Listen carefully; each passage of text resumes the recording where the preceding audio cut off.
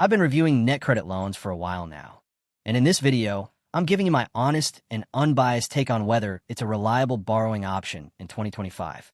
NetCredit is an online lender that offers personal loans and lines of credit, especially targeting people who might not qualify with traditional banks.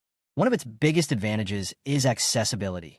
NetCredit considers more than just your credit score, which means even those with poor or fair credit might still be approved.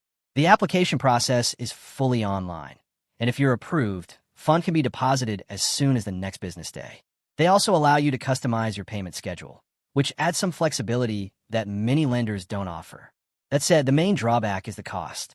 The APRs are extremely high, ranging from around 34% all the way up to nearly 100%, depending on your state and credit profile. This makes it a very expensive loan, especially for people who need more time to pay it back. In some cases, you could end up repaying double or even triple the original amount borrowed. The loan sizes are also relatively small, usually capped at $10,000, which might not meet the needs of someone facing larger financial challenges. Customer support is another area with mixed reviews. While some borrowers have had smooth experiences, others reported delays in communication or difficulty getting clear answers.